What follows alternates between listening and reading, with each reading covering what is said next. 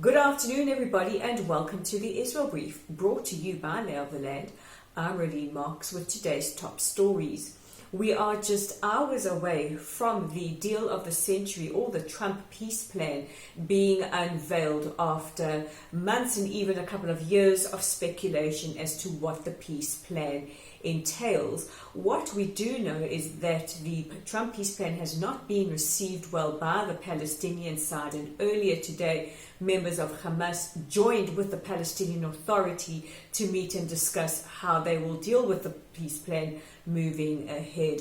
On Israel's side, both Prime Minister Bibi Netanyahu as well as Benny Gantz, the leader of the Kahol V'Levan, or Blue and White Party, have met separately with President Donald Trump, and Benny Gantz saying that if he is successful in the upcoming elections on the 2nd of March, he will enforce the Trump peace plan immediately after these elections. It was reported in the Israeli media yesterday that Israel would have at least 6 months to enforce the Trump peace plan should it be accepted. But one thing we do know is that Israel is bracing for possible unrest. Earlier today, the Defense Minister Naftali Bennett met with the Ramatkal, or Chief of Staff, Aviv Kochavi, as well as generals from the West Bank and other parts of the country to discuss how they will be handling any potential unrest and to enforce security there.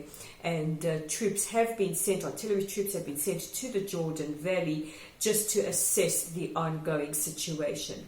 I must just stress that this is not an annexation of the Jordan Valley. It is just to assess any possible security situations in that area. And the news continues today. Earlier today, Prime Minister Netanyahu dropped his bid for immunity in the Knesset, in the parliament, and just hours later, Israel's Attorney General Avichai Mandelblit moved forward with filing indictment charges against the Prime Minister. And those sitting next to, or those very close to the Prime Minister, have said that the timing is quite radical. Could the Attorney General not have waited till the Prime Minister is done with his meetings in Washington? Prime Minister Netanyahu will then fly to Moscow, and there is a lot of speculation that this could mean that the Israeli who has been imprisoned on drug trafficking charges, Naameh Zacha, could be pardoned and could return home to Israel with the Prime Minister, but we don't know for sure if that will happen yet. But what we do know is that Prime Minister Netanyahu will brief President Putin on the details of the Trump peace plan.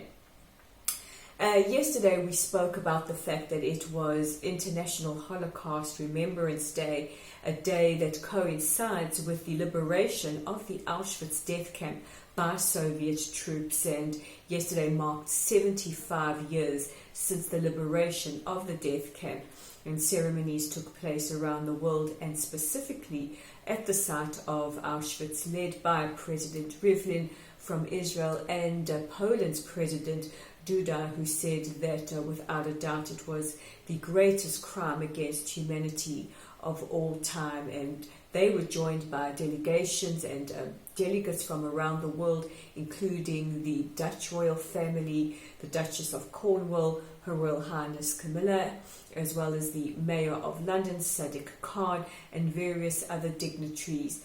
But the day belonged to the 200 survivors who came with their children, their grandchildren, and their great-grandchildren. I don't think any of us can understand the depths of pain, but also the depths of courage that it took for these 200 survivors to come back to a place of such great atrocity and trauma. And the lesson that the survivors had for all of us is that it is important to remember, it is important to educate, that time really is running out, and many of them expressed their fears of rising anti-Semitism in the world that they would be leaving, that their children, their grandchildren, their great-grandchildren would be inheriting, is one where there is intolerance and hatred of Jews.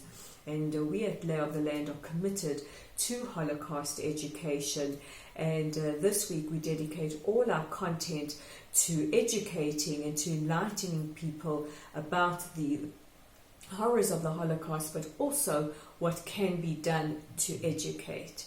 And on this note, I want to encourage you, please, to check out our website at www.leotheland.online. Yesterday we featured Dr. Tessa Shlush's excellent article on Holocaust medicine. Today we have an article from Dave Kaplan exploring the Jerusalem Forum of last week, but also the protest against the Lithuanian government for their bid to pass legislation that would abdicate the country of any responsibility or any role they played during the Holocaust. Don't forget also that you can follow us on social media. Check out our Facebook page, like us, follow us, share our content. And you also play an important role in making sure that people are educated about what is happening in Israel, news that you might not see on mainstream media channels, but you'll get it here at the Israel Brief. And we have a YouTube channel. Simply click on the subscribe button and let's get Israel's story out to the masses. So while we brace ourselves for possible big news coming out later today, we will definitely report on it tomorrow. And with the Tuesday edition of the Israel Brief, I'm Raylene Marks. We'll chat again tomorrow.